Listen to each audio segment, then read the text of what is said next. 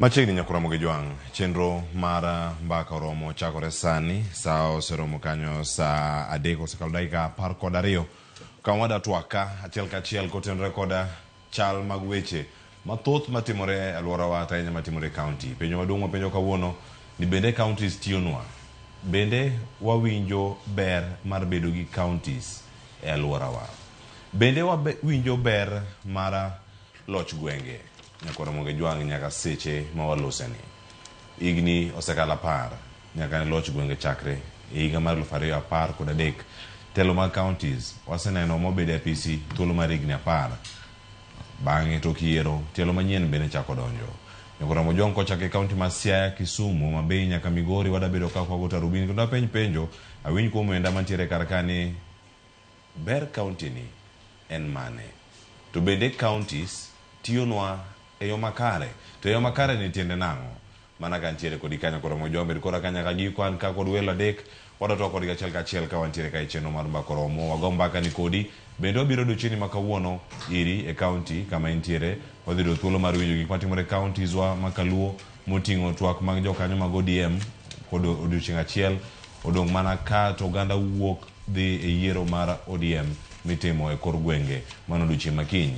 Twak makamano bende dhi bedo kachaka timore county ma Migori wadhi bedo kanyo ka wakaw gi achiel kachiel ka bende wadhi bedo kae ka warango limbe jatend piny Kenya William Ruto. Ka nitiere boma ma Kisumu wadhi bedo Grand Royal Suites romo moro kanyo wadhi bedo koya wayanga odiochieng' ni ma kawuono wadhi bedo kanyo mondo winj ane ni gik magi maigeno ni dhi bedo kata koloso ama kawe wabed kode bende achiel kachiel e chenro ni mara mbaka romo. E kind gik mamoko mabende wamedo luwo ni odiochieng' ni wadwani mondo mi bed kodwa ka achiel kachiel e chenro wenda ntiere godo ka madhi miyo thuolo mar mondo mi ang'o moswa kendo arwak gi ayanga e chenro. Antiere kaya kod Philip Pande ma en jalony e weche gi mag ojende tanya jasum paro e weche mag ojende.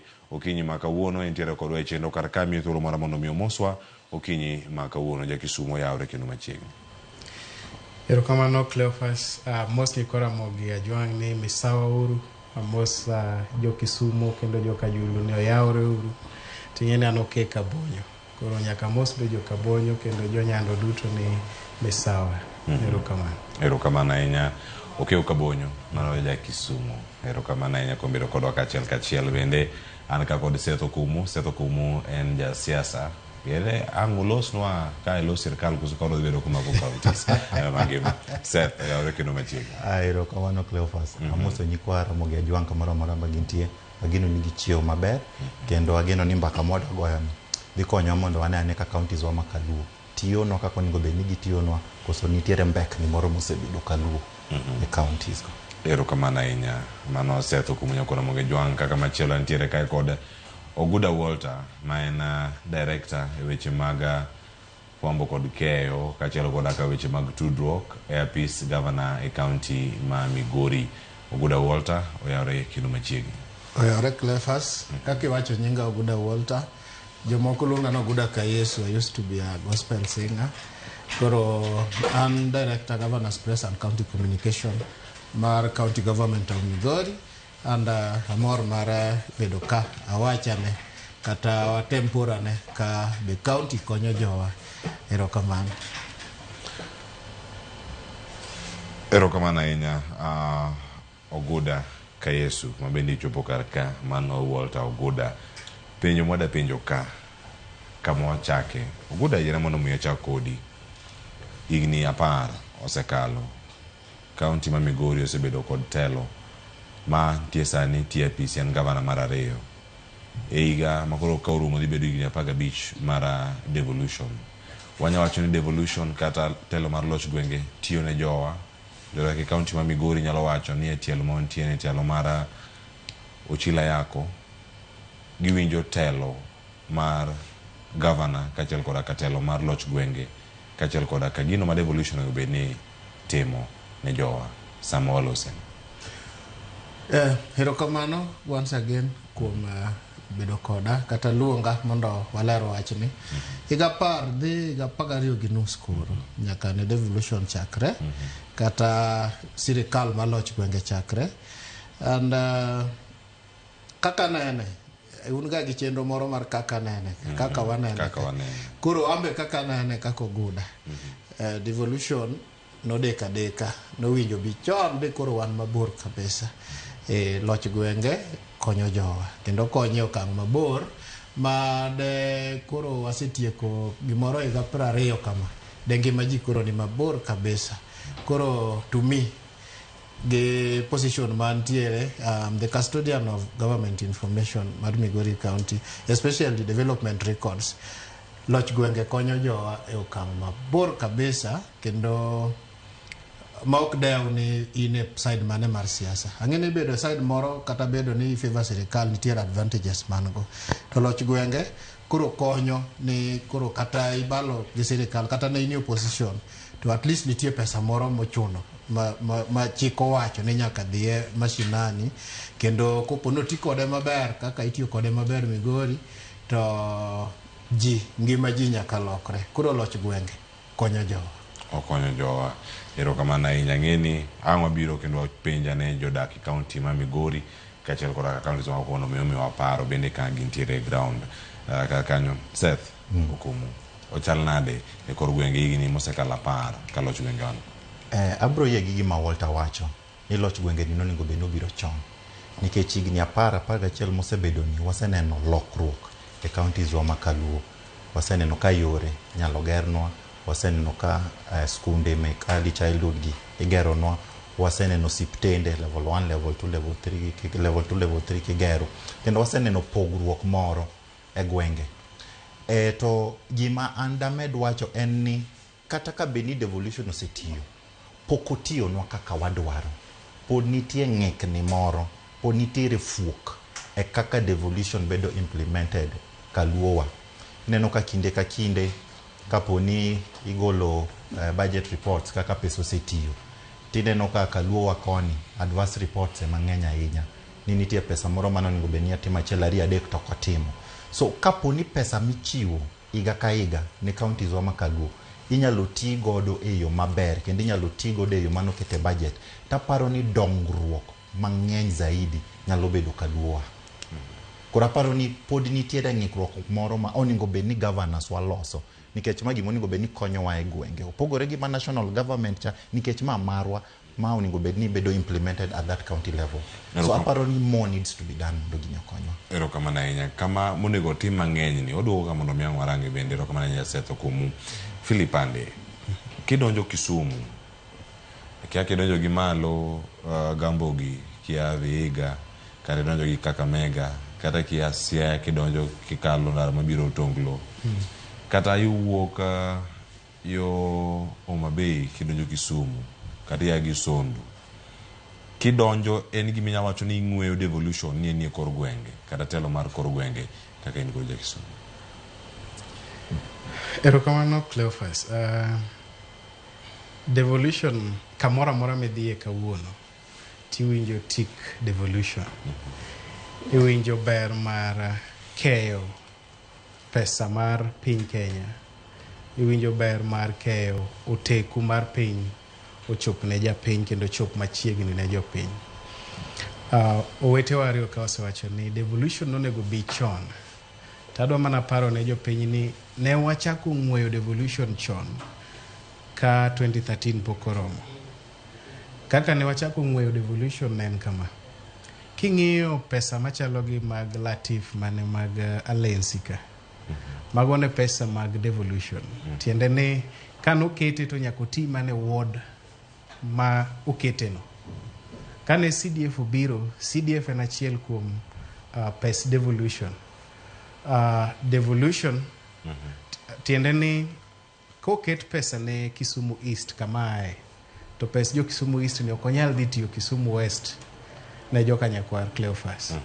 Pesa moket Kisumu Central be mana ma Kisumu Central. Koro ne wachako keto fuonde matindo tindo mag devolution to maduong' mogik koro ne katiba okelonwa 2013. Tok 2013 gik mang'eny osetimore piny kaluo gi piny Kenya.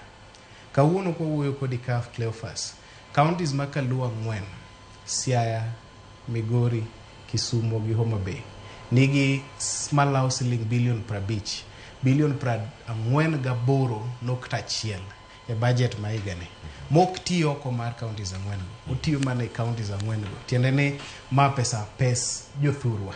Ma jothurwa dhi winjo berne kata dhi neno berne.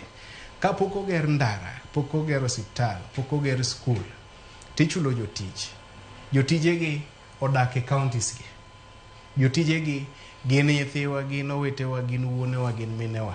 Tiende ni malawo ji 20,000 gi wiye ichulo pesa mar counties ma wuoke e agulu mar counties. Ji 20,000 gi oting'o familia kata oganda mohewo 100,000. Matiende ni odiochieng' chiemo nekech counties. Pok idhi joma MCAs miyo gimoro. Nikech kidhi ka MCA gokinyi koyawo, ka MCA oyawo dhode, tiyudo ka ji 20 rite. Osiepna moro nowacho ni kes ka kes ok tin ne 1,000. Tiende ni 20,000 moro nyaka wang' wuothe. Mano devolution. Yes. Erokamano ahinya. To penjo maduong' mantiere kar ka higni to osekalo mohewo 10. Oguda ka Yesu. Kano yien aluongi ni Oguda Walter, Oguda ka Yesu machiegni kata mayot manyalo pego nyime kar ka. Ka warango kar ka, nitie moro monyalo neno kata monyalo wacho. Ng'e kata ne telo mane ionge, mano telo ma sirkal mokadho. Nyamana kuno wa. Gin wins mage kata successes mage. Gin kuonde machal nade ma devolution ni osekonyowa ahinya kaka oganda. Tanya e county ma Migori, wanyalo siemo ni mato ne onge kata pok obiro. Sani wanene ka osebiro kendo jowa yudo mor kalore kod gigi mantiere kar ka moseketi. Adwa chako gi education. Chon ne ntiere nasari. Nonge apane wadhi through nursery system. Medhi e nursery, tidhi e class 1. Because of loch gwenge, sani wan gi ECD centers, mantie klase adek go, mochung'ne gi county government of Migori. I'm not sure ni the other regime no geradi, but one kende, nyaka no adonje telo wasegero 140. That's a lot, eh? 140 ma class moger ma standard. My first lady cast to check supply kombe to the organizations moko to supply kombe matindo manyithindo kabete. Koro mano kang maduong' nikech wan ne obede buru kane dhi e nursery machon tiyudo ka samoro desk boro yombi, samoro ibede buru kata kite, to samoro yudo kata kama unti ubede tie yien. Koro kang mogo ni koro devolution okelo classes ma standard miyudo ka nyithindo koro lan maber. Kopogore gi mano, education achiel no nitiere kata mana VTEX, vocational training centers. Like in my county, ok gichul kata fee. They just go and learn. Government sponsor gig, especially government masane sponsor gig. Ini kiero ni dwadhi somo randa, kiero ni dwadhi somo twengo, ini wuoka to idhi e class to register fee, government bro chulo, county government bro chulo. Mano a big step. One, wase kunyo pige 200 kar school kaka pok dhi ka pi. Gik matimore county kar somo ni kar TVET nikech en gimoro ma sirkal osebedo ka dhiro ahinya. Samolo osekodi ka elo county mabende in ka eloe.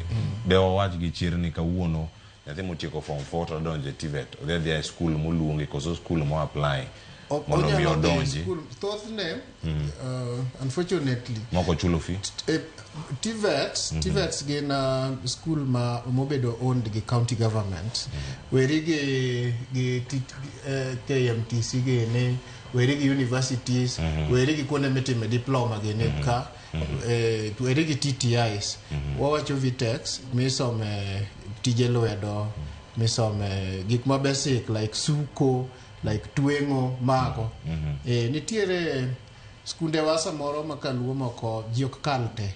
Koro jomoko kalo ma ok nyal dhi timo diploma kata mok nyal dhi timo degree. Most of them gi nyaka ne kane pok devolution obedo.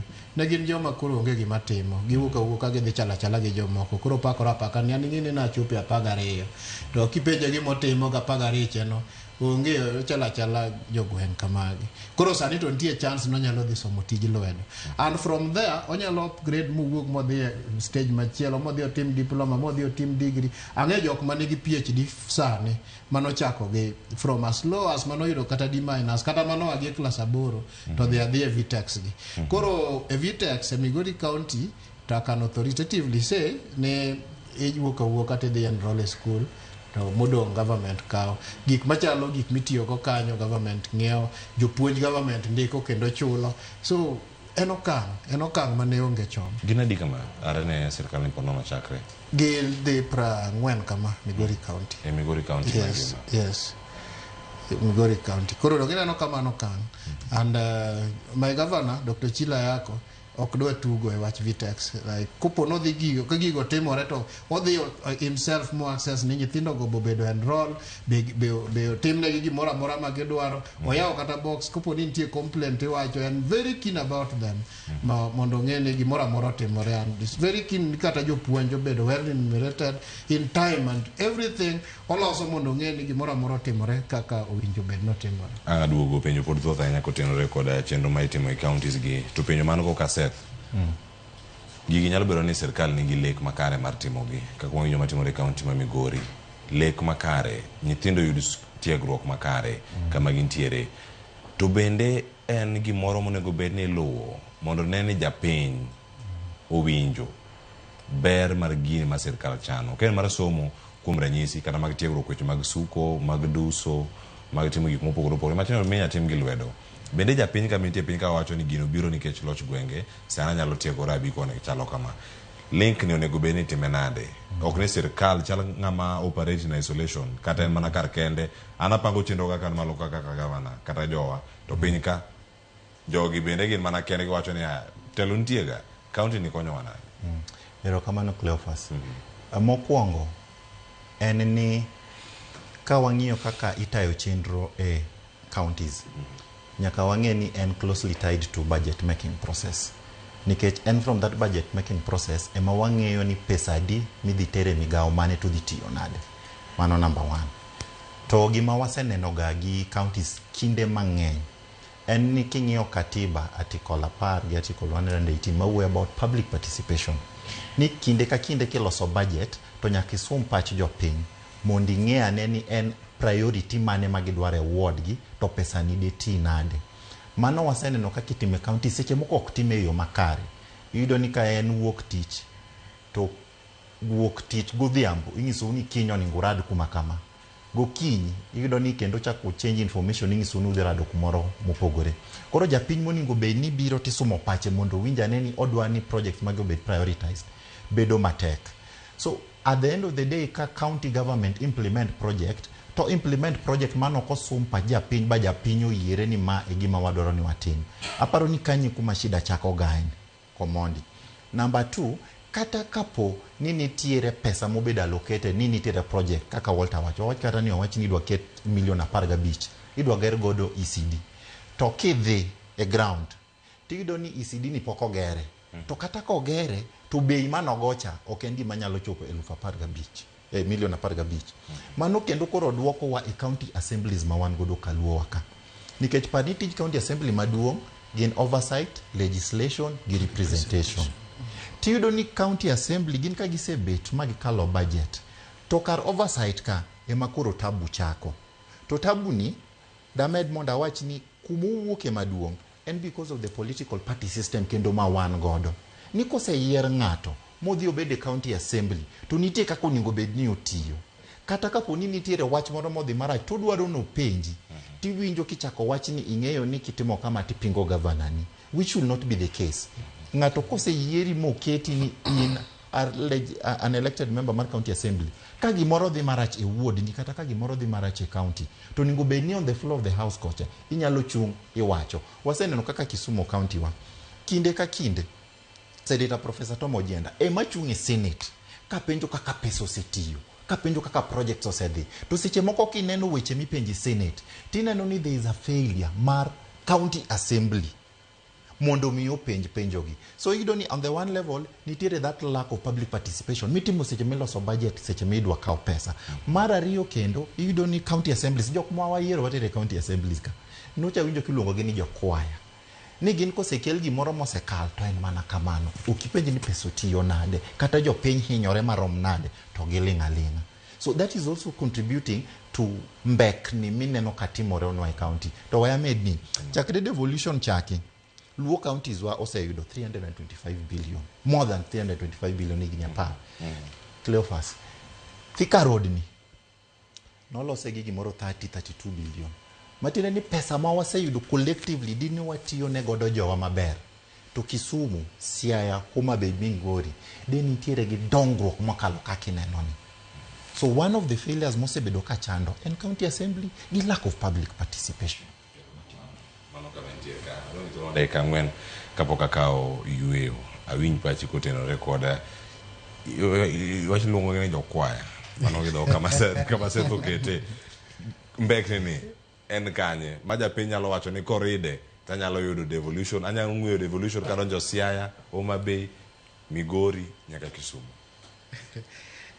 Cleo ing'eni ang'eny go siepe ma MCAs kata Regina mowuok kae ne mano siepna kabisa. Koro ok anyal luongo MCAs ni jokwaya. Sa ping'e ni jasiasa to ongo siepe ma MCAs en osiep ne senator apani kende. Koro MCAs gima chandowa mogik kabisa e wach mar devolution ma nyaka walosi en ni king'iyo piny Kenya kawuono, Kisumu County, Siaya County, Homa Bay gi Migori bro yudo gimiluongo ni equitable share mar national revenue. Tiende ni pokwa mowuok e sirikal mamalo kata bed ni wane opposition kata wane sirikal. Onge gima ng'ato nyalo time. Formula no ka Commission on Revenue Allocation oseketo to Senate gi bunge kale timi ipogowa pokwa maonge ng'at matamore. Ne asenyiso MCAs mang'eny mosiepega ni gima mondo tim mondo kik ubed ni governor nyalo kwayo kaka odwaro kata mana tero kamoro amora modwaro kaka samo dwaro gi kaka odwaro. En ni nyaka udhi uket a formula mar county revenue sharing at the county assembly level. Tiende ni bang' higni adek kiloso formula manyien ka national senate osekale mobiro mobedo law mopog counties pesagi, the same formula unyalo adopt at the county level maka julo ward mawuoke yudo pokne kada bed ni MCA na tiyo gi governor kata okuti gi governor. Wawinjore Cleophas. Koro counties assemblies nyaka los chike makonyo gi localize kata domesticate laws makonyo gi revenue sharing e county level. Gimora mora motimore kata bed ni uchwanyoru gi governor kawuono kata uchwanyoru mana gi waziri mar health kawuono to kotamre mi pesa ni monego bed ni bire ward ni kata biro ne jothuru nikech koro kuwinjru. Mak parono gi kanyo. Aduogo chako kodi. Ikonwa ni governor kochwanyore gi MCA. Dongruok onego bi ne MCA nikech chwanyruok ji ariyo ni. Ka governor ma Migori ochwanyore gi MCA ma Makalda Kanyarwanda. Kenge mi mawacho Makalda kaje kama yae. MCA ni ochwanyore gi governor. Matin. Aya. Waduogo ka mondo mi warang ni dongruok onego chwane yo machalade kopogore gi pogruok mar paro mapono nitiere kit telo ma nitiere godo sen. Wakawiyo masani wawiyo mana manok ahinya to waduogo wadhi nyime kod chenro kik idhi mabor.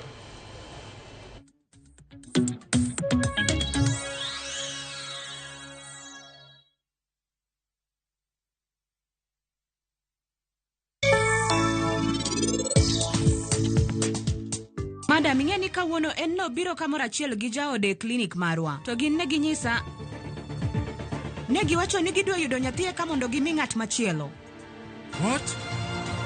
Mano nyiso ni machiegni haram kendi bong'e wachni. Ana wuoyo kode to wajore ni kik wachno wetena wechegi. Ageno ni ano winja. Lingthi, kik tem wacho gimoro.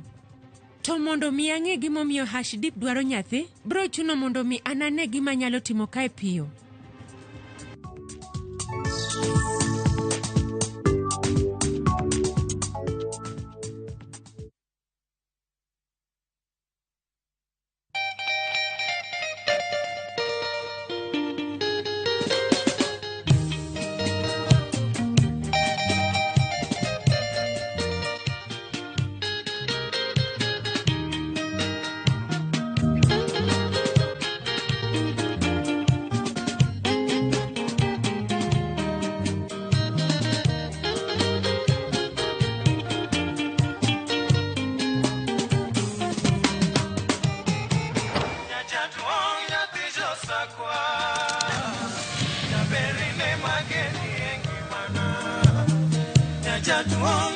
Just Radio Ramogi, kar chuny jaluo. Radio Ramogi.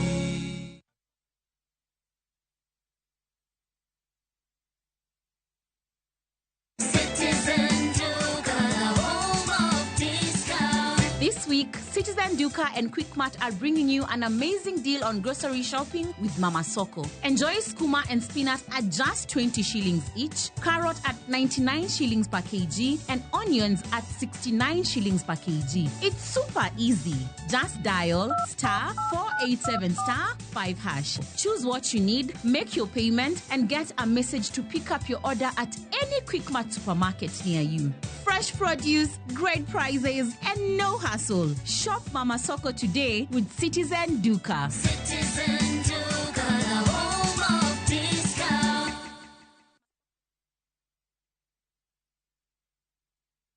E kinde moaikore nyasi mar sikuku, duka maduong' mar Ouru Super Stores ni kema mifungruok gi uso medero ni Black Friday Super Sale Month. Tarik 29 gani, Ouru Super Stores gweli mondo itim nyiepo mari kendo mondo kit mwandu duto ma idwaro e nengo mogonyore. Wakoni mwandu duto ma inyiewo kodwa nono mongo chudo moro amora. Inyalo chudo kokalo M-Pesa paybill number 247247, account number 0766346250. Ni mathoth yuatole no mar nono achiel abich nono kata or email e info@ourusuperstores.com. Binyalo lima pis maro maidre Ouru Complex Building mantie machiegni gi duka mar Safaricom JM Towers downtown butu bengi mar Credit Bank e boma Kisii. Ouru Superstores, karibu nyumbani.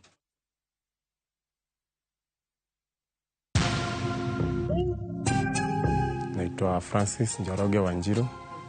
Nimetoka Thika na nafanya kazi ya Madhiri. Nilicheza na 99 shillings super jackpot, nikapata bonus ya 13 out of 15, nikapata 161,465.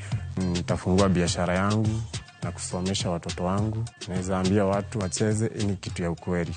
Shabiki super jackpot, ni time yako. Look for persons under the age of 18.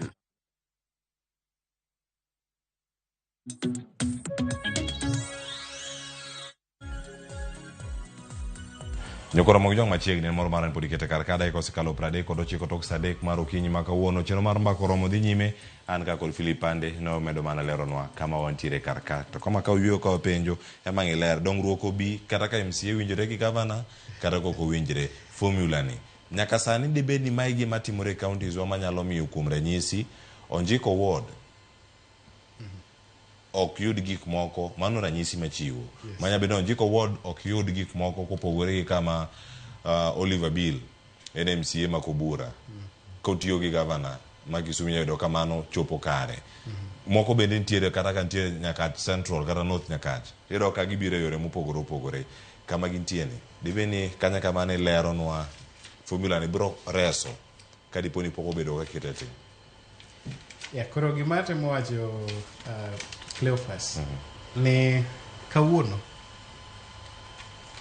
ka gimoro amora timore piny Kenya ibed ni go kura ne sirikal ibed ni go kura oko mar sirikal kaka wasebedo kwa timo 2013 since 2013 wan poko bedo gi ker to onge county ma Kaluo mosetame pesa ne ma iluongo ni equitable share as part of revenue mar national government wayude obed ni wan oko mar sirikal kata e sirikal. Koro level number 1 manyaka counties penjere to MCAs penjere ni en formula mane mwatiyogo mondo wapogne wards pesa. Koso ng'ato dhi bedo kona moro to wacho ni ajoka julugi gigo ga kukaenya we wamegi million 30. Jonyalenda gi gin jo town ok gigo koko kata jioko de chanya gi development e kanyo wamegi million 10. Jo South Nyakach kata South West Nyakach watimnegi kama jo East Kano wawede gin jo machal kama weche gi gin mana weche mag pie machandogi kata pi madaroji gin wamigi mana budget mar disaster management kaito watieko kodgi. Formula nyaka bedi mipogo go pes county na wards to formula no nyaka bedi chik mana kaka wanigi formula mar sharing revenue and national government. Ka formula no bedo tiende ni okang namba 1 ing'eyo ni ward nadhi yudo pesa marom kama kaluwore gi budget mwagoyo automatic. Koro level no wakalo. Koro wadhi e second level mar public participation gi planning development. Kama Seth temo wacho ni public participation pod ok timre piny kaluo kaka onego bed ni timore. E higa mar 2019 nyaka 2021 wan kaka vijana ma Kisumu County ne wapuonjo joma noluongo ni budget champions gi public participation champions maromo 70 awards. Ne wakawo apar award ka award mondo ging'e ni public participation tiende nang'o, to ging'e ni en ang'o mitimo ni public participation, mopogore gi annual development plans, mopogore gi county fiscal strategy paper, mopogore gi CIPRO, gik machal kamago. Gin ang'o mochopo e kiwango mar public participation mondo dhi otimne gi public participation. Koro gima jowagi osetimo kuom higni mosebedo kodgi en ni sa asaya ma public participation timore to gilando ne jopiny, nikech okang' mokwongo mar public participation en lendo. Kendo chik wacho ni kete gazet 2 kendo madongo mar piny Kenya. Mopogore gi gazet en ni kodi tiyo gi local channels machalo gi radio madala ka, inyalo tiyo gi Ramogi TV, inyalo tiyo gi media mora mora. To japiny bende nigi nafas mar lando ne wadgi. Mana kaka chief lande baraza to jodongo wuogi wach no dhige kor gwenge. Jowagi osebedo ka keyo wach mar public participation. Then mopogore gi keyo wach mar public participation, gin giwegi gichopo e public participation. Seche ma sirikal oluongo public participation, japiny nyaka chopi mondo wach duwachi. Ni wanto ok wadwanu los nwa ndara, wadwanu kuongo kunynwa pi, kata pi mano kunyo higa mokalo cha. Wang'ni koro wadwano gerne kiosk 3 kochiko direction makama, oketne pump kochiko school makama, wadwa standing pipe kama mondo jowa obed ka tuome pi. Ka public participation osekalo gimoro mokete a plan mar county mar development, annual development plan, kata obed mana CIDP seche miloso the county integrated development plan, wachno chalo wach Nyasaye, wach japiny chalo wach Nyasaye. Kosedonjo e plan mar county, onge ng'ato ma kendo chak dhi bede kona moro ni gole kata tere kama chielo. Kwa wacho no dwaro pi e sikul mar Obuolo Primary School, tikunye Obuolo Primary School. Koro gimidhi ng'inia Geofiscal Survey kata technical experts wacho ni ere location monyalo bedo within the school. Kopogore gi mano, gole en atia. Koro technical team mar department of nyal digolo projects wa mwaketo kaka japiny. MCA ma osebedo makosa ma MCS team. MCA ntiere kamoro manchie nogone kura, to seng'eyo ni ward ne nigi budget mar $10 million e higani. Tineno kodhi okawo pesani, odwa ni en owuon kaka jatelo moyier, odhi oyiero ni $10 million adwa pogi 3, moro dhi e ndara, moro dhi kama, moro dhi kama, to tere kuonde ma en mohero. Makosa maduong' kabisa. Koro MCA ok oyiene yiero kama development dhiye. Technical expert e county ma waluongo ni executive ok oyiene yiero wuon ni development wadhi tero kama unless en gima iluongo ni county wide budget kata county wide projects. But county wide projects bitimo negi public participation. Koro public participation kwa yudo kaka dhi timore maber, kendo na suggest ndalo moko ni county assemblies olos gima iluongo ni public participation handbook ma gin giwegi giwuothogo, to executive wuothogo, to japiny bende ni kode mong'eyo ratiche e public participation. Mong'eyo ni kwa wacho gimoro mwakete e CIDP kata waketo ADP kata wadhi waketo views wakama, itime seche mwacho no timeno mana kama kosa tumere ni pesa tin titere the next budget. Mane kaka county dogo beniti kamano. Ero kamana ahinya Oguda e county miwuoke kuom ranyisi kama ilero ni nyalo bedo ni yeka MCAs e weak link kata MCA manya bedo kani erot moro manya bedo ni onego bed ni dino mondo mi gibeda ne kod ng'eyo kaka itayo chenro mag counties mopogore. Ochal nade kotenore kod keyo dongruok e county ma Migori kalure kod winjruok mar governor kod MCA. Japiny onego bed ni yudo chenro ge kata ka jogi winjore kata ko giwinjre koso ichane yo mana e yo machal nade. e county. Erokamano Cleophas. Ada nyisi unique way ma Migori County tiyogo. MCAs apani across the country apani tero giga orientation moro after election. Yeah, kori puonjogi what is expected of them one by one. But for Migori,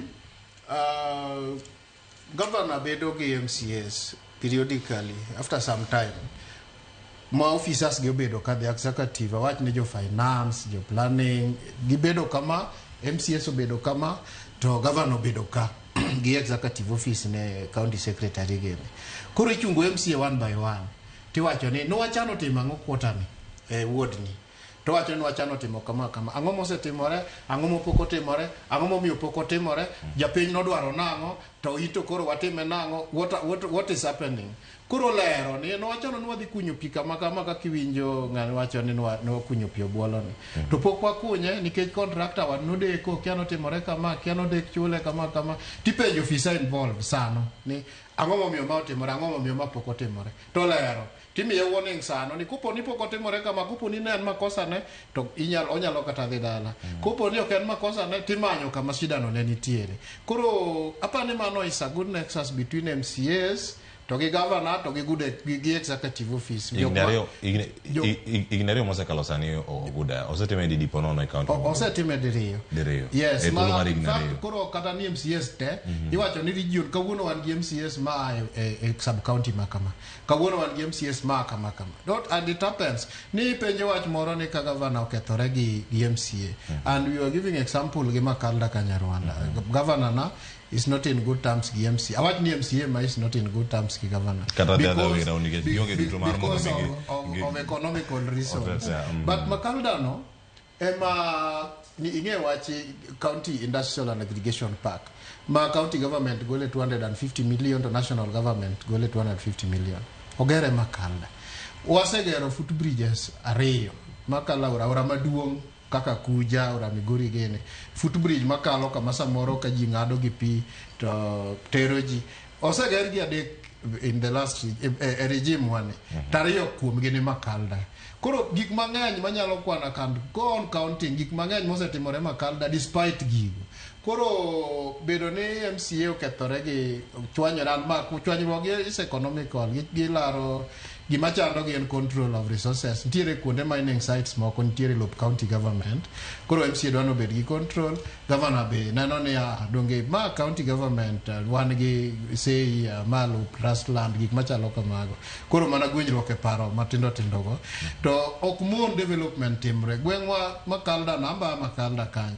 Gik madongo setimore kabisa. Madongo kabisa. Kata mana ECDs go, kata mana kata ma CEC mar roads ama Makalda. Koro kethruok mar kata gwenyruok e paro mar MCA gi governor to keth tam dongruok dhi kumoro. Yes. Kendo jopiny onego bed ni yude e yo makare. Yes. Adani mondo mi wapenjre igni 10 bilion moyo 325 osechopo ne counties waduto. En ang'o miyo counties moko ni mbele to counties moko ni chien. To bedo gi chien ni tiende nang'o, ang'o ma gitimo mopogore. Achako kodi ka Seth. Tadani mondo mi wan gi counties ang'wen madano lose ka.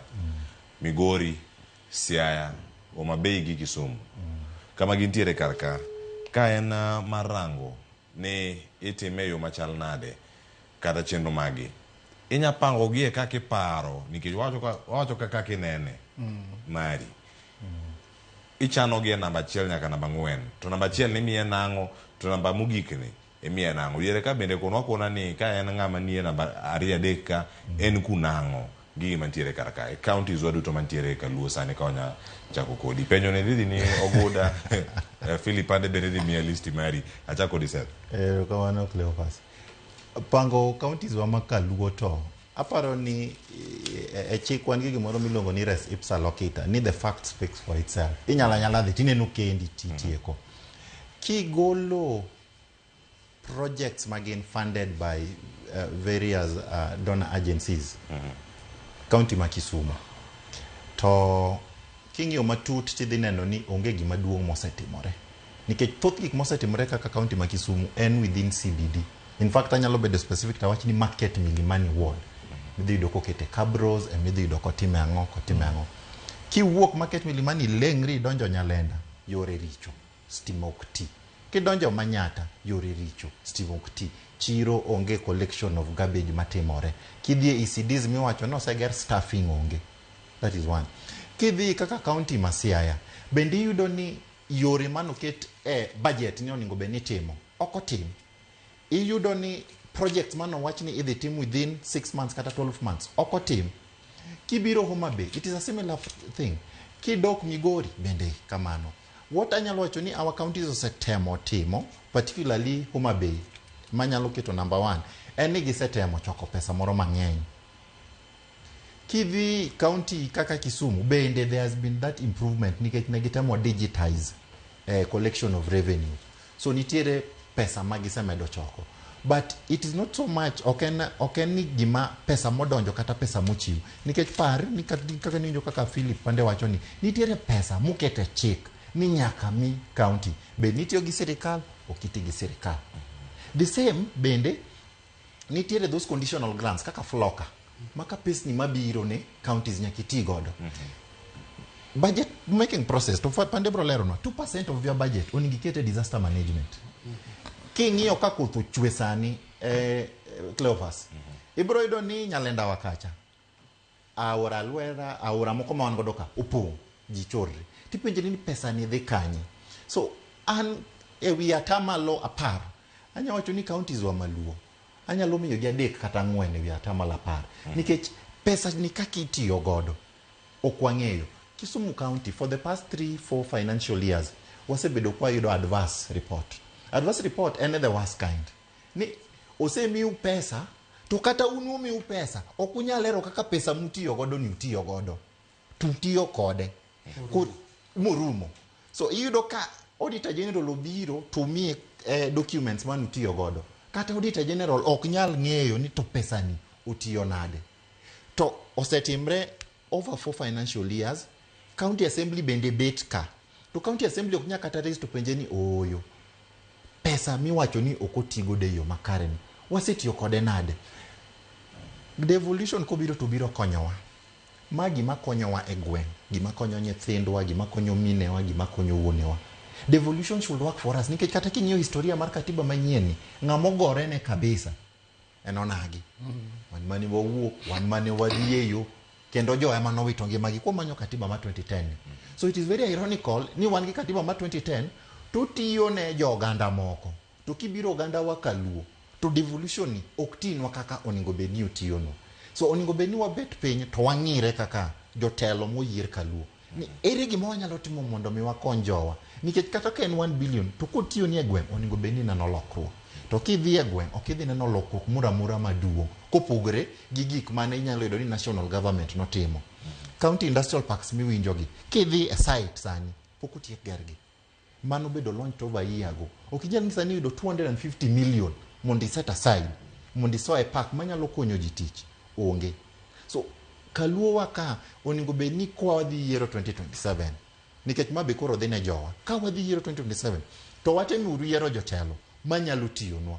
Watemuru yiero jotelo maka wateri assembly kata kwa wateri national parliament. To tich mitimone, miorene en mar konyo japiny. Ok ni kodhi kacha to koro kaka Philip Pande wacho ni ko miye 10 million. To 10 million en muda chako odonde kaka oningo bedni utiyo en more decide. So Kaluo wakato I do not think ni devolution osetiyono kaka dwarore. Kamano. Erokamano mana kaka nochako kar kacha. Wadok mana kanyo kendo Philip Pande. Ka osebedo ka otiyo mana kaka counties waduto omenda makore lach maromo moyo bilion 325 kaka osebedo ka ichwale ni counties mopogore opogore. County moro osetiyo kode mang'eny. County moro osetiyo kode matin. County moro tiyo kode ma chenjo dong' moduoko. Kuso counties moko ok yude sami chiwe ni. Ka ji teto yude, eng'omiyo ng'ata chielo dhi mbele. Kosen kwalo ng'wech. To kikwalo ng'wech, ikwalo ne jok mage. Setho epo kama kore mondo pagna gi achiel nyaka 4. Ka yudo thuola ng'ikonwa ni listi mari to chal nade Pande. An abro pango ni gisele. I mean Cleophas. But gima akwonga wachi ni ka county tiyo ma chenjo dong'. Mano county kotiyo. Pes sirikal change ok dongi. Pes sirikal en ni nyaka oti morum te. achiel kuom challenges ma pinjewa makaluo osebedogo kata counties generally piny Kenya osebedogo en ni gimiluongo ni recurrent budget ma en atamalo 70 mar budget mag counties ichamo maluek te ka dweche 5 pok orumo kata dweche 6 kodhi ahinya to recurrent budget osetieki to development to one average 64%. King'iyo Kisumu County kaka tiyo gi pesa moket mar gero ndara, gero osiptende, gero skunde, gero gik moko nyaka piny kaluo te e counties wa okotimo rum. Tiende ni wawe tich gi e kore pesa monego bed ni wakonyo go jo wagolo dhier loso pi timo gik moko temo miwa okwatieki. To pesa moro mimadho go chai, minyiewo go gazet, mitimo go supplies matindo tindo fees, midhi go benchmarking, midhi go eutendene. En rumo chon kabisa. Koro nyaka wapuonjre kaka wa absorb development budget. But gimomiyo nyaka wa absorb development budget 100%. Ni mondi ne ndara no wuok e development budget. To mondi ger ndara no ma chule samo winjore.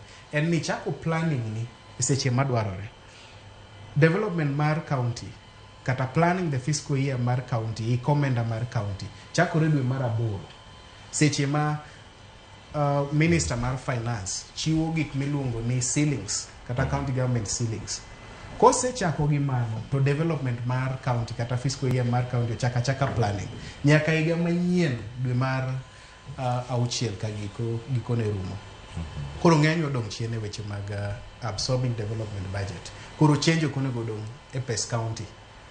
Change onego dong' e recurrent expenditure tiduoke e development. Mondo wawe bedo gi development mar 30% gi recurrent mar 70%, wabedi gi 50-50, a balanced county government budget. Mopogore gi mano, king'iyo thurwa kaka oti sani, Homa Bay podi iwacho ni namba 1 kata anyalo miyo Homa Bay namba 1 kawuono. Kionge pesa to onge giminyalo timo. Koro governor mar Homa Bay nokuongo choro malo gimiluongo ni on source revenue gimoinga tamalo 300 tende ni over 300%. Kiwuoke ni choko mana siling million 340 to koro idhi choko bilion 1 gi wiye. Tich otiyore kanyo. Tich kosetiyore kanyo tende ni koro in gi nafas makane recurrent expenditure chamo pesa ni mar development mang'eny. In gi vote maromo siling million 600 gi wiye makoro inyalo duoko otim development. Mopogore gi mano en ni Kisumu nyalo bedo namba 2. Gimomiyo Kisumu pod bedo namba 2 en ni kuom higni koro madhi higni 7 ka Professor Peter Nyang'o ntiere e kom mar governor. Nitiere gik ma ok osetimo maber, but gima osetimo maber ma omiye e lwedo en ni nentiere gima ne chando Kisumu County e development devolution mokwongo, devolution 5 mokwongo. Ne omiwa pesa gi World Bank, to miwa pesa gi pinje machalo kaka Ufaransa gi Germany mar gero skunde kendo timo projects manonego bed ni konyo jopiny.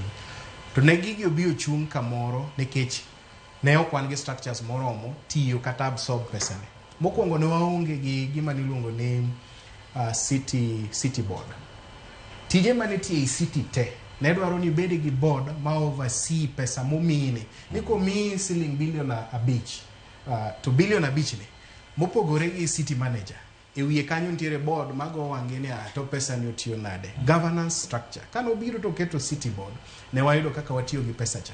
Obedi ni en pesa mowuok kuom donors, obedi ni en pesa mar grant, but the structure mar governance muaketo ma sirikal oketo emomiyo kony ma pesa ni odhi otiyo maber. Ogero gik mineno kacha. Kidhi Rotary tiyudo ka the innovation center kendo college tiyo maber. Kidhi social hall mano oselokore kama ne goyo angla. Kawuono budha mora maduong' kata romo mora maduong' mar jopiny kado bed koro sani wantiere 17 days of 16 days. Yes, 16 days mag activism on gender. Ibro yudo ka rombe mang'eny mag ndaloni idhi tim gi social hall kacha. Mopogore gi mano, wasetho wacho weche mag kabro. The urban planning, the urban development mar Kisumu, the Kisumu fiscal and land use plan olosi ma kawo higni 30 ma kidwa biro kai kawuono Kisumu ni dwa kete pesa ni tineno kama development mar Kisumu dhidhie kuom higni 30 mabiro. Planning mar counties is necessary. Gimachielo tich momi counties ma counties ok tim. Koro abro keto Kisumu namba 2 nikech weche machal kamago. Kidhi e county machalo kaka Migori, yeni ok adwa pingo jo Migori ahinya nikech Gavana Ochilo ng'amosiepna kendo ne wago kode tich matek e campaign. Wachno ng'ama ber to tiyo matek be. Onge weche mang'eny to tich onge weche mang'eny kendo osiepi koro ok ipinge na. But tich kiwacho dieri ok anyal dhi Migori masiem gimoro achiel maduong' mawacho ni kuom higni 2 gi gavana osetimo kama.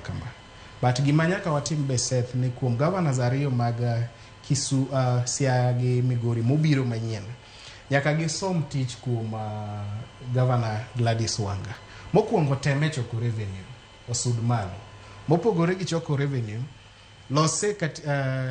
lose cabinet ni ochop mwisho. Ingeni Migori County nyaka ne donje e devolution. I mean in this term. Migori poko yiero ministers mutieko. Poko yiero ministers mutieko. Migori poko yiero chief officers motieko, mo fill all the slots. Maradir ibro respond kan. So tiende ni on the side mar governance pango tich nikech ok inyal tiyo tich kionge gi gimoro mo kata jotich moromo mipango go tich. Tiende ni watuonore nafas ma nyalo miyo wathuolo mar tiyo mondo walos county oti maber. Kata kamano Migori kaka Sedho wacho ni kidhi go wangi tinyalo yudo ka bet omoro wang' moingo Siaya. Koro wanyalo kete namba 4 to mana ni max ge to tin kabisa to Kisumu. Ka Kisumu en gi atamalo 70 to Migori wabro miyo atamalo 40. Siaya wabro miyo 39 kanyo. Nikech gin kuonde monego tiye. Gin kuonde mosedong chien e weche mag development. Gin kuonde mosedong chien e weche mag implementation mar devolution. Come on. But chutho Cleophas en ni kawuono kidhi e piny luo tibro yudo school mondik ni County Government of Homa Bay. Ibro yudo Gladys Wanga ntiere gi program Homa Bay miluongo ni Ondoa Kaunga. Yeah? Mano is a signature project ma skunde mag nasari kata ICDs mwalungo ka. Otimo matek mondo gol skunde mag mabati. Koro Siaya be nyaka bede gi gimoro minyalo luongo nying Siaya ni Siaya koro wawuoye gima kama. Wadhi Migori to wawuoye project machalo kama. Wadhi e Kisumu to inyalo wachni ni Kabro. Yeah? Kabro no osekete ntie. Okamano. Koro nyaka wabed gi gik mineno minyalo wachni ya machacha kato wiche mana rangi. But wiche rangi gi County Government of Homa Bay, County Government of Siaya, County Government of Migori. Erokamano, mano e utibene modonjo kar kaka kuom Joshua Nyamori. Giwinjo kanyo kowacho ni mago Cabronomics. Mago watimore county ma Kisumu. Yueno akaw sani kosaduoga wakawe aya. Oguda aduogo iri mondo miang duog penjo mabende winjo kanyo gik ma Philipande wacho kachiel koda kaset to aduogo mondo mwaranga ne kaka wanyalo bedo gigi duto ka ng'ato donjo Migori oneango ka ng'ato donjo Siaya oneango kaunti ma Kisumu kod mano bende ma Homa Bay ang' iduogi miya listi mar pande bende oseduogo kar ka nekoro monge jwang counties tionwa koso wani motiyo Andrew Ndegoro na wote moro kako wacho niya counties ok tine jopiny counties tiyo ne jotelo Pone mane chal mar wach kama gintie. Emi ji tedo bedo jotelo. Emi miyo porono ywaruok nitiere county. To wuok chop ne jok moko. Wakaw yo masane. Ka waduogo to ak dhi nyime kik dhi mabor.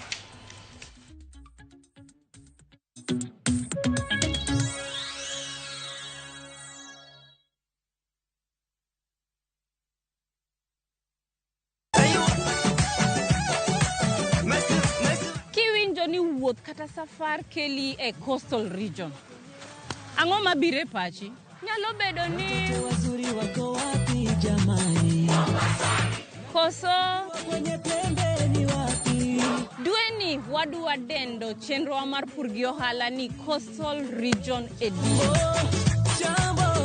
Edweni wadwa romo gi jopith mopogore mabende nigi lony korka pith kata pur magin giwegi timonegi maber e alwora ma wadendo ni coastal region. Kata nyinga opogore iluonga ni Mariamu onere tich adek saa 1:45 mana e Ramogi TV.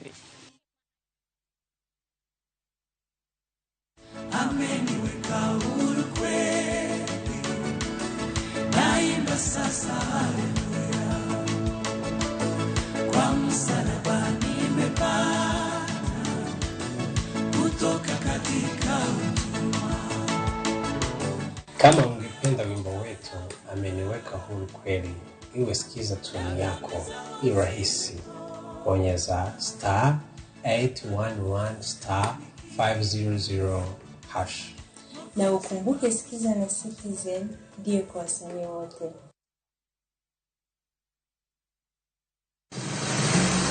Be isepenjorie sigendni mayudore kuonde ma waluongo ni pachowa. Kapuonjani nobiro nikech gwenyruok e kind owete. Riwri kodwa mondo wanon sigendni mabeyo mag kuonde ma wadakie.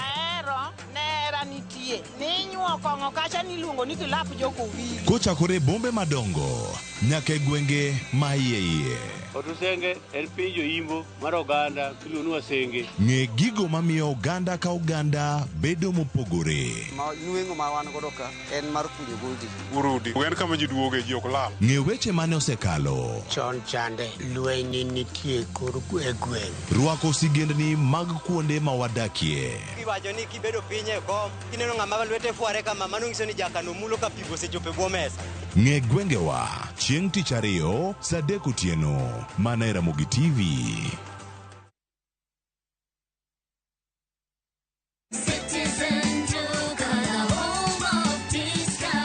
Wiki hii Citizen Duka inakuletea discounts kali ya Okoa wiki kutoka Quickmart. For only 646 shillings, unapata maziwa 2 packets at 110 shillings, 4-pack tissue at 199 shillings, unga ya ugali 2 kgs at 119 shillings, mkate 800 grams at 99 shillings, unga ya chapati 1 kg at 79 shillings. Hizi zote ni only 646 shillings, meaning una save 110 shillings ukitumia Citizen Duka. Piga *487*5#. Chagua Quickmart, then chagua Okoa wiki. Lipa, alafu utapata message ya kwenda kuchukua package yako kwa Citizen Duka counter ya any Quickmart supermarket karibu na wewe. Citizen Duka, home of discount.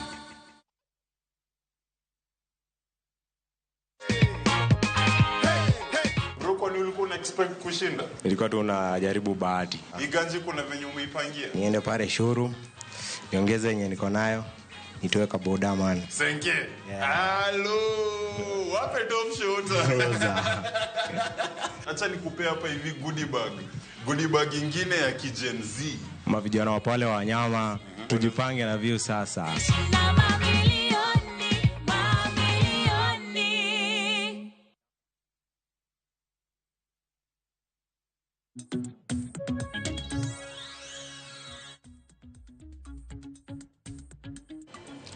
Nyakoro mukijwang machiegni kendo waseduogo kar ka wadhi nyime. Awacho ni wakaw yweyo machuok ahinya mondo ka waduogo ka mondo warang ni chal mar wach en mane kawuok e kaunti ma Migori. To kawuono iwacho ni ok winjo duond jo Migori ahinya kotene kod twak, to wantiere ka kod director mochung' ne weche mag fwambo kod keyo kod tudruok e apis governor mano ma Migori, mano Chila yako. Wantie kod Oguda Walter. Nyaka sani jopiny debed ni rem yudo dongruok kata ng'weyo devolution kalure gi rem mar telo e county.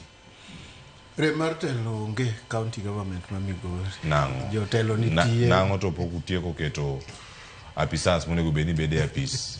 Apisas nitie apis pogruok mantiere and chief officers ema onge te nikech bad problems gi public service board. Problem achiel mantie Migori ne ang'eni wabro dok kikwi wil moko wacho ratings ga mag counties. Iwacha sani gitiyo. Weya wacha tie kiema chakgo. Chak gi ratings. Ema chakgo. Number 1 mari nyaka number 4. Number 1 I can authoritatively say kendo ka chung ni Migori County. Migori County e number 1 e dongruok e county mangima. Manyanza mangima. Ami analogy achiel. Liech nyuolo nyathi achiel ma kilo 100 gi wiye. Iwinjo. Itolenga iwinjo. Gweno toko tong' achiel ma gram 50 mok chop kata gram, ok chop kata kilo. It's a tenth of a kilo, not even a tenth, a 20th of a kilo. Togo koko kapoko chake to kose nyuol bochako go koko kabisa. Koro mane difference mantie Migori gi counties moko. We do a lot. okugoye ko pok wawuoye pok wagoye koko kaka winjo wago to wadhi goyo wadhi chako mbele ka gik matimore Migori dongo wakoni gimoro achiel nitie mashin moro ni DNA PCR molecular testing mar HIV en mana Migori kende chon e region mar Nyanza kende and it is a machine gin two machines ma worth 500 million e Nyanza chon kadido pim viral load mar HIV tikao samples tidhi go Eldoret to tiko kata 2 weeks kore ka duogo sami region te mar Nyanza no te biro Migori nyaka Homa Bay miwinjo Philip Pakon gibiro Migori gi samples gi te biro tested within 1 or 2 days gidokgo iwinjo mano Migori for you. We have said it na no otime news maka and unanogi Migori achiel no kata hospital kende ogero surgical complex and worth 400 million ma Migori is going to be upgraded. Migori sub county hospital is going to be upgraded very soon and marareyo inano ka Safaricom Foundation mano marareyo koro kaine marareyo mar hospital kamo nikech penjo gi thoth ogoda mokwongo nitie weche mag lose chenro ma utimo kaka kaunti mondo japiny ong'e ni gima utimo ni en mane mano osebedo kantiere piny mar ariyo ma ilose ni mar hospital iwacho ni en haja mane ibed kod hospital ma igero kod $400,000,000 to hospital ni onge yedhe hospital ni jotich ok tiyo yo makare hospital ni onge sitima kata sitima lal kinde ka gintiere karka kata hospital onge equipment ma necessary kopogore gi mar viral load uketo omenda mathoth ahinya e gedo mar hospital mwacho mana complex no kama entiere to nitie miluongo ni Migori County Referral Hospital kama entie ka hospital eminya yudo kanyo kapo nono stima lal to onge backup gik ma kamagi ka dipo ni timre gitimre nang'o e county kama japiny onego bed ni ene ber mar county ka weche mag thieth osechwal e county achiel ma intiere to kuda lose weche go bende iwinjo Cleophas wach mar kia stima lal to onge backup mago rumas backup no nitie diere moko no yudo bill maduong kabisa Migori and that is one of the problems ma wan go no yudo bill maduong bill mar yath over 200 million bill mar stima over 200 million no yudo mago te koro wachulo gi mos waridim gi mos but backup no to nitie ma sama kata ni ngado stima no ingado ka backup no kore matiyo to backup expensive otiyo ge mo emomiyo koro wamanyo yor stima wan go yath wan go gimoro amora wan go en mana ni Migori shida mantie ni ji tedwa bedo governor koro ji kadwa bedo governor koro giywatie governor MPs mang'eny dwa bedo governor ji mang'eny mani Migori madwa bedo governor they are already in some positions koro ginano ni the best way mar temo mondo bed governor no and fighting the incumbent adagi ulo example achiel na MP moro wacha ratiro e public rally ne sponsor mondo cases mag public service board mondo public service board kik ndiki tingene public service board ko ndiko to kijende moko yudo tich kasto dugo blame governor ne okondiko ji iwinjo why lene to wacho ni o sponsor litigation mar public service board koro yelo mar ngato dwa bedo jatelo and all that timore but in Migori against all those odds the governor has done a lot. Wami example inge pesa mabire county in one year Migori County is around 8 billion and 8 billion 1.1 billion county assembly ka to run gik mokadek mane sethowacho iwinjo around 5 billion itiyo go salaries around 5.9 billion itiyo go salaries koro pesa modong just around 2 billion sorry itiyo go development koro ma utingo pesa mag carrying out these projects like the administration like the operations kasto ntiere koro projects koro madongo kaka mana wacho county aggregation and industrial park chamadegi 250 million dichiel and county government of Migori be wayudo kaonge kata mana county officers kiyudo kama governor operate the whole of the last regime account operate municipality officers mag aliency machonka magitieko iyudo ka kore kasani governor gero county headquarters worth around 200 million kore kigero sani 10 years after devolution iwinjo kanyo be miyudo ka county ji machon ne nigi cases mag corruption mang'eny nwayudo ka gope manoimiwa kopogore kata gi mag yath ginego kopogore kata gi mag stima ginego iyudo ka nitie nyaka nitie gowi idwa ne chul contractor nogero kar jot mar deputy governor hewa maonge chulo gowi udwa ni chul gowi mar project manotimore to onge nokotimore kikone the same na kar residence mar deputy governor onge iyudo kichulogi koro pani backlog ma samoro ne yudo kane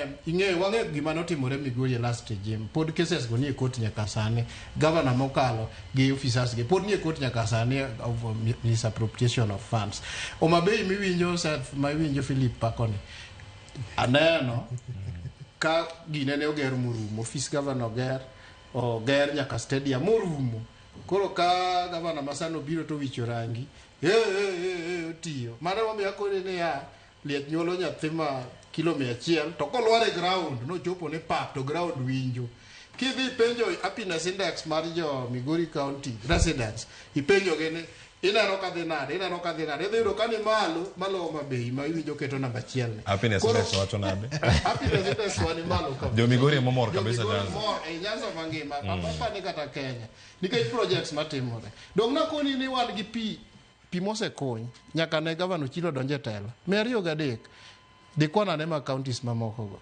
governor no penjo flagship projects ma governor no pledge ni after every 500 meters circumference okunyo pi and he's really doing it 2 years down the line where joge na wetu lugoyo koro wawa propaganda tieko mananga what gari okende what the survey gapar I'm very confident iparo ne the chalo nade ka already one gi 140 CDs in 2 years inyalo go kwan moko manwago e primary if ma is equal to ma is equal to if 2 years is equal to 140 CDs 10 years dibedo marom nade iwinjo koro we are doing just a lot ineno kata mana wach health mane wachon okwati MCRH kende okwati Migori County Referral Hospital kende sani kaka watiyo ne wayudo dispensaries manoger to nokotieki ogergi owegi nus contractors oringo gi kore nikech nokochulgi watieko gi te there 19 wasetieko gi te mo wase commission gi te masani gi dhi mbele already wagera 12 mwasetieko iwinjo modong mana commissioning staffing gi commissioning koro staffing ne ma wan go gitabu nikech public service board no sebede court mang'eny but we are doing a lot makoponi we na tiek ka ni we na wach ka to chenro mar odhiambo chiluongo nango cha thum dago moro dhi yudo ka pod awacho mana weche mag government of Migori gi dongruok kamano gik mathoth mantiere karka ang'ena damiyo Seth kachel koda ka Philip Pande mondo mi bende ogol paro kalore kod gino mabende ilose ang'eni ranking ichako gi Migori tidong' e Migori kanyo kikono wadhi mbele matin miyo mana lisi namba 2 amiyo Kisumu namba 3 ema miyo Homabay namba 4 koka miyo Siaya koro Siaya otai namba 4 duto kama untiere Migori ubiro namba 1 listo goda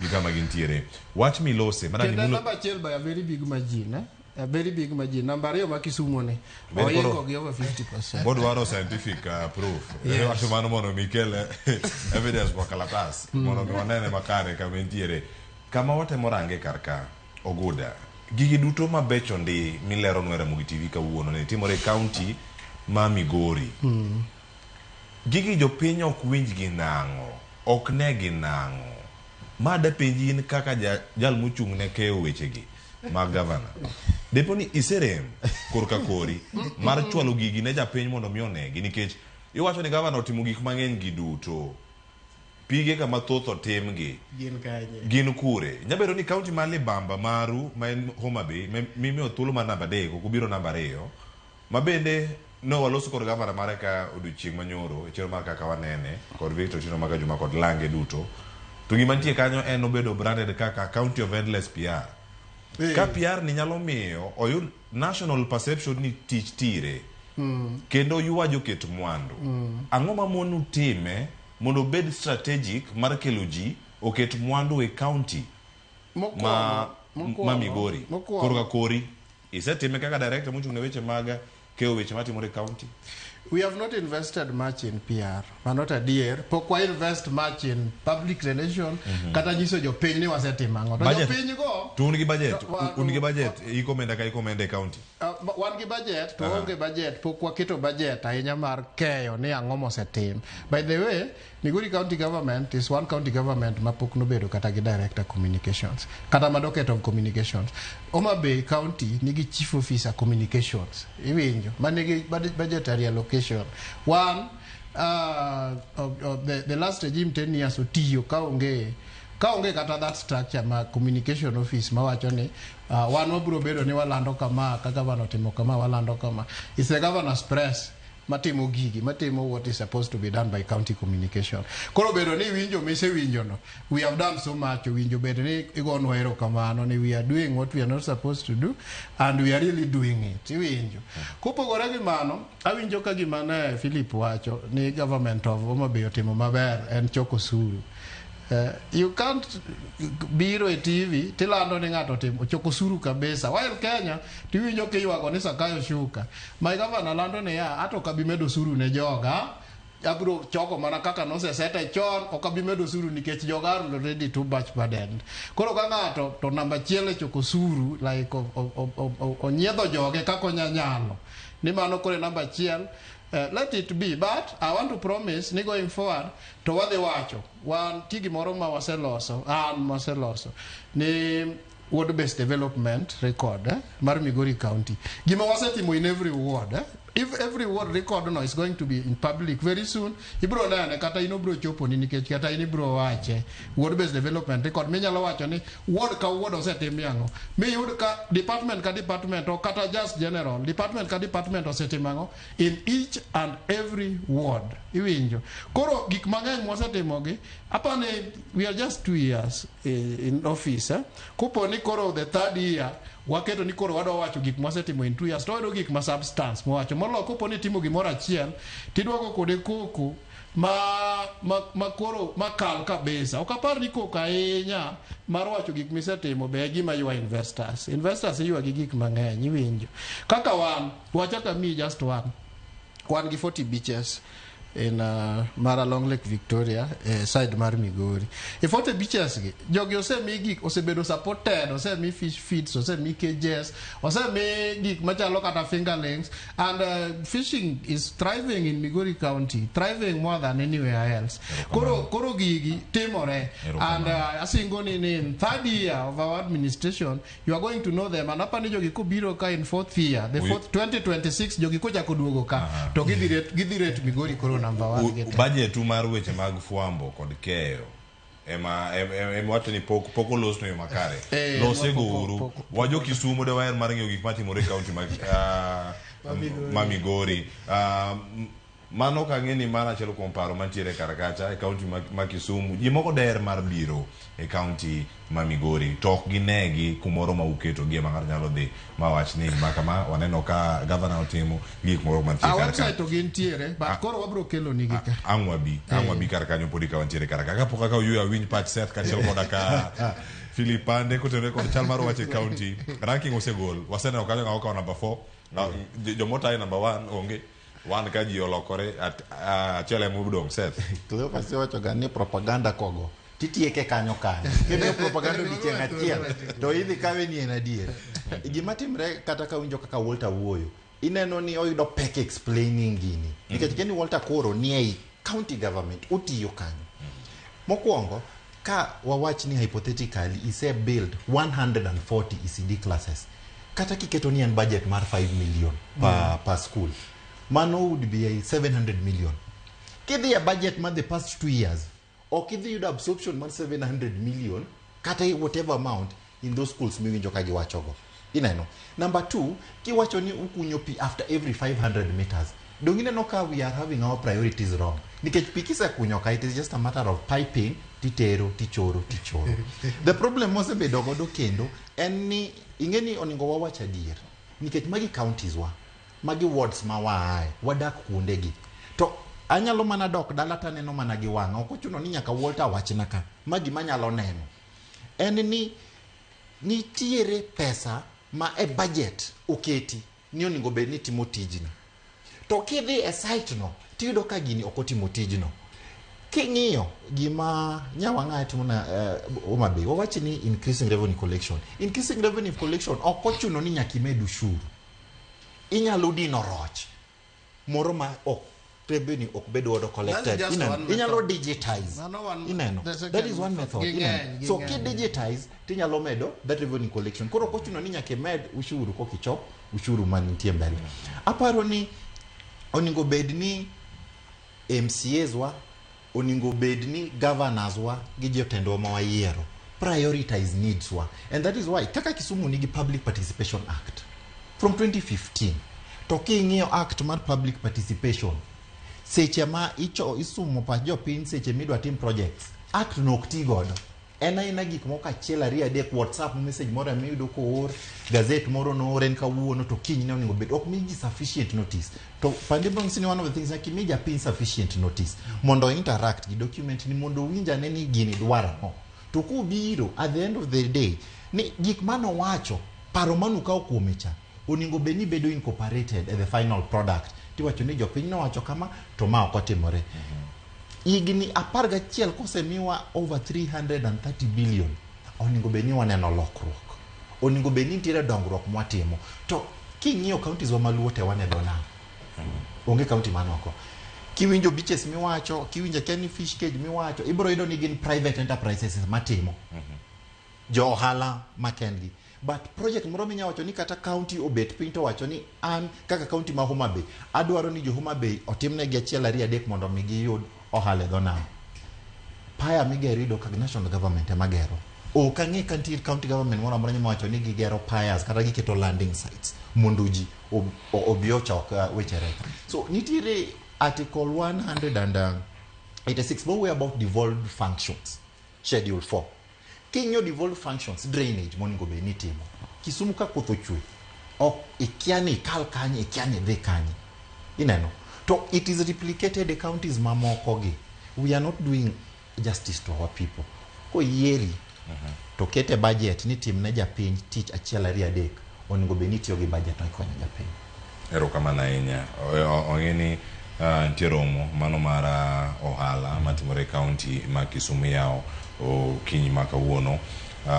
Wadani wawinjane ikona ne gavana ma Kisumu ngire Peter Anyang' Nyong'o loso sani kato bang'e aduogira Senator aduogira Philip Pande mondo aduog kar kawarangane. Parliament, members of county assemblies here in present, ladies and gentlemen. I am honored this morning, Your Excellency, to welcome amidst us distinguished Africans who are leading important institutions in our continent. Professor Benedict Orama, President of Africa Executive Bank, we welcome you and we thank you very much for supporting this investment conference. As my president said, you are the most important person in the audience today because you carry the purse. Welcome to Kisumu. I'd also like to welcome my dear friend Jean-Pierre Elong Basti, who is the Secretary General of the Union of Cities and Local Government of Africa, an organization which has been very, very key in supporting subnational governments in Africa along the lines of Union of Cities and Local Government in the world. We thank Jean-Pierre Elong Basti for having enabled us some years ago to hold our cities conference here, which attracted 13,000 people globally, and from which we have derived very, very good programs since then to support not only the county government of Kisumu, but devolution in general in our republic. I do hope, Mr. President, that it will be possible sooner rather than later, as we have discussed with you and Jean-Pierre Elong Basti, that the regional office of UCLGA in Nairobi will be vibrant to ensure that what UCLGA stands for in promoting subnational governments in Africa is led from Nairobi under the guidance for Your Excellency. Nyakora moga juang mano romo madhi nyime kanyo mano mar jiwo joket mwandu kendo bero lwasi mar ohala e kaunti ma Kisumu. Ikona kanyo ni en romo no manyaka sani bende nyakora moga juang en romo mano mantiere kar kanyo madhi bedo kae ka wayudo achiel kachiel. Iwacho ni ochopo mar yao Africa Trade and Investment Conference matimore Kisumu. Mano sani jofwambo nitie kacha kendo wamedo luogi achiel kachiel. Philip Ande adana awinji kasi winjo pachi katie karakai kona jo Mombasa bendo ikore. Koro gino meda lose sani either ranking koso chal mar kanye to counties bende tiyonwa mani penjo maduong' mar rango kawuono podi. Erokamano Cleophas. Chutho jomo nego nyiswa kaka counties tiyonwa gin kaka osiepna Oguda. To kawuono Oguda otemo matek mondo nyiswa kaka Homa Bay County ok ti. Kaka Migori County tiyo. Kare makwano news ma Migori idasa imanya kuma entie. Mara dier Cleophas. There an a position mar Oguda. Tiluonga kawuono abiro. Tabiro ni gotas ma andiko ni achievements mag governor na kumigni ariyo mosebedo office. Flagship projects gigik motimo bebe. Weri kinot ni ko counter. Gima opportunity ma Ogudo miss en nyiso ania kuom boreholes ma giwacho ni gikunyo 200 ni gi cap gi koso gin equipped. Aseti department mar P kendo ang'eyo kaka department mar P tiyo. Chik mar Warma katindi luonge ni Wara Water Resource Authority okoyie ni kunyo borehole okang' mar mita 500 kikalo borehole ka borehole. Minimum en kilomita 2. Tiende ni kitimo mano tibro ketho gimwaluongo ni ground water aquifers kata the water tables. Boreholes kaka gibet kata kisima kaka gibet en ni gimodhore pi. Kikunyo mang'eny kamoro achiel to gibro tiekore pi. Ok pi ok bedo kanyo sustainable. Koro gima nyaka water department bed advised ni mano is a wrong strategy. Number 2 Cleophas en ni wach mar molecular test e weche mag kute mag ayaki. It's a good thing ni Migori nigo. To ken Migori kende kaka Oguda wache. Kisumu egani nche deputy governor county Kisumu County Referral Hospital or launch project machal kamano. Mopogore gi kanyo en ni chon nitime Eldoret kako wacho gi Kemri. But koro wan gi thuolo ni Migori nigo, Kisumu bende nigo. Mago gin dongruok e sector mar health. Gimara dek ma adwana wachi to ma nyalo konyo owado Oguda gi counties en ni japiny omiyi tich mondo iti. Nyaka nyis japiny odiochieng' kaka itiyo. Ka governor odhi kawuono o commission project to wacho ni governor Ochila Yako odhi e gwenge mag Oyani o commission project mar loso ndara mawuok Oyani kodhi kama ibro tieke ndalo makama. Ka project no rumo to wadwaro ni governor obiro ka o launch the project. Wawinjore. Ka governor kawuono okuny pige 200 kaka wach cha. Wadwa wacho ni kuom 200 gi nitiere high capacity projects machala beach mabro serve community kaka ji 10,000 kata wacho ni 10,000 households. Koro projects madongo kamano. Wadwa ni governor gi makas. Gima timore piny Kaluo Cleophas en ni projects nyalo bedo mabeyo madongo to samoro kine chieng' ma jatelo biro yao project mondo kony community. Tiende ni ok otime maber kata ok otieke yo maber makelo wich kuot. Koro jatelo wuon ok onyal dhi kacha mondo chop mondo oyao project. Seche ma governor obiro e community project en gi nafas mondo interact bende gi community. Omiye feedback, omiye wach ni jatelo ma to wapuoyo puoch gi park. To koro osekunye oseket ne kiosk achiel. Wadwa no chope kendo kilomita moro 2 kata kilomita 3. Mago gik ma ok timre monego bed ni timore. Gimoro monego wuoye Cleophas e piny Kaluo en kaka jowa ma jopiny kata ma experts mantiere diaspora mantiere kuonde mamoko kaka Nairobi konyore gi sirikand county keto mwandu kata yao pinjewa mag Kaluo mondo mi waket mwandu.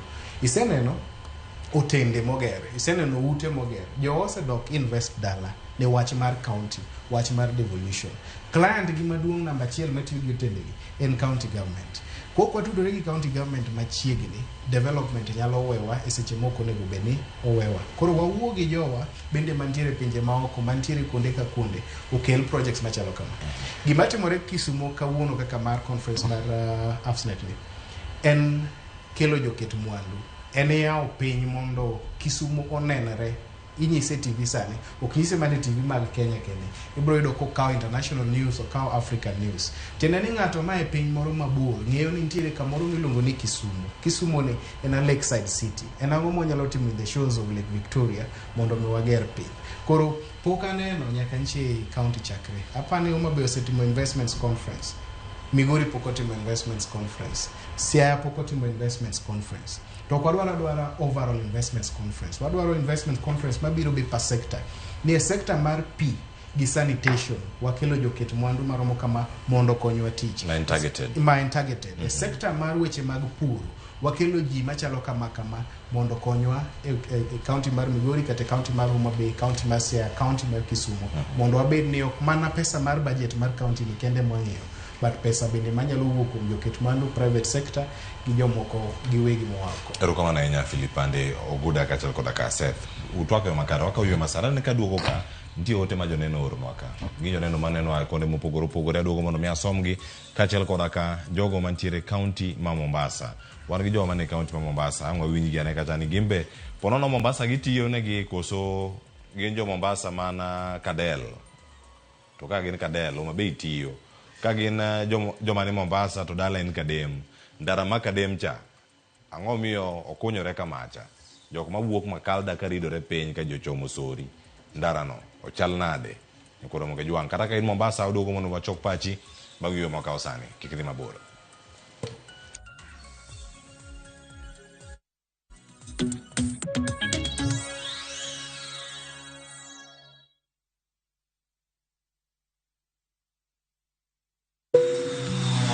Reach for the skies na 200% prepare bonus on shopbiki.com. Deposit dough on your casino account na upate up to 10,000 Kenya shillings in bonuses instantly kila time ukitransfer na uendelee kushinda on Aviator, Aviatrix, JetX, Comet Crash or on any of your favorite casino games. Usiachwe nyuma mtu wangu. Enda extra rounds na 200% prepare bonus on shopbiki.com. Not for persons under the age of 18. Authorized and regulated by BCLB license number 428.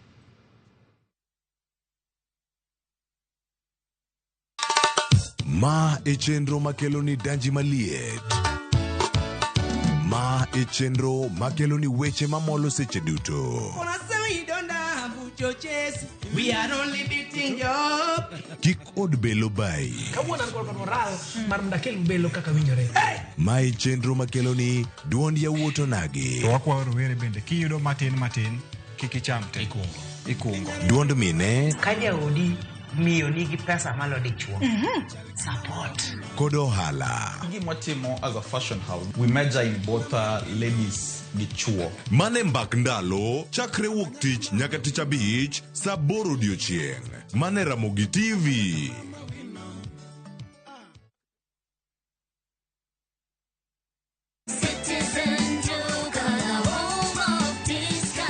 This week, Citizen Duka and Quickmart are bringing you an amazing deal on grocery shopping with Mama Soko. Enjoy skuma and spinach at just 20 shillings each, carrot at 99 shillings per kg, and onions at 69 shillings per kg. It's super easy. Just dial *487*5#. Choose what you need, make your payment, and get a message to pick up your order at any Quickmart supermarket near you. Fresh produce, great prices, and no hassle. Shop Mama Soko today with Citizen Duka. Citizen Duka, home of discount.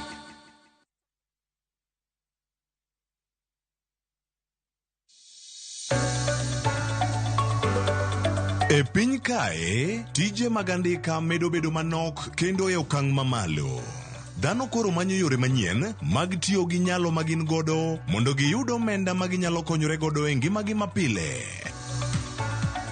Riwri kodwa e chenro mar pok opogore ka waluwo sigana mamulo chunji mopogore. Inspiration, mostly I watch movie. The other one, anongo inspiration, kuma daki in slum. Kaka giloko nyak makende, magin godo to bedo ohala makelo negi pesa. Kendo, ting'o ngimagi malo. Inyalo tiye kambi, iwuoni tiyo matek to msara en mana macha. Poko pogore. Tich ang'wen ka tich ang'wen, saa 2:30 okinyi. Mana e Ramogi TV. Kik bai.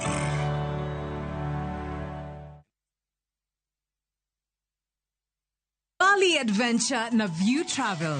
Explore the vibrant culture, pristine beaches, and the serene landscapes. Enjoy Kuta or Nusa Dua, Gili Trawangan, and Ubud. Ride a horse cart and hop between islands by a fast boat. Escape to Bali's paradise for 8 days, starting from $2,067 per person sharing. Angukia deals moto na View Travel. Book now and lipa pole pole. Visit viewtravel.com or call and WhatsApp 0703 254 254. View Travel. Dream, explore, discover.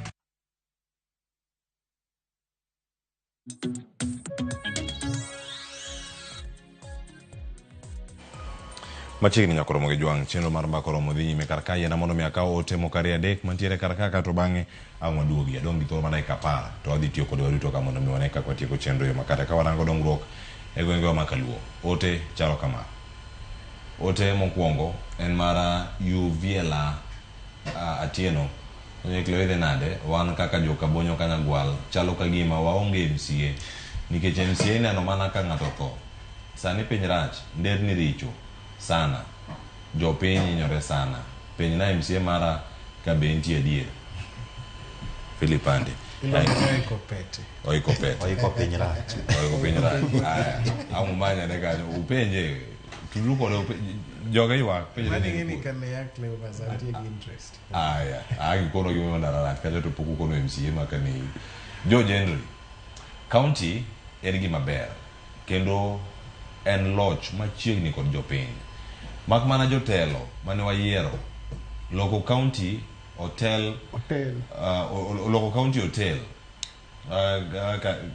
man hotel kar chiemo kendo giyake maonge dongruok ma jopiny nwang'o. Tuned in from Undhine Ukwala mano Siaya County. Erokamano Vitalis Ochieng' Modgem Kadariu wacho kama ya rekla fasa simo le chenro masani madhi mbele kendo an kaka nene kata bedo ni counties nokelnwa machiegni obedo maber ne jok moko mayake nikech thoth gigo ma wadwaro pod ok chopnwa e yo madwarore. Wacho ni odhi nyime ko wacho nade oyao shida kata otene no odhi mbele kanyo ko wacho mana korka osuptende yen onge nyaka ne kele ber mare pok waneno ahinya. Mano kende shida ma wan go band evolution ber to gimomiyo nokele jotendwa owek tiyo kode e yorgi mar yudo maka korgi.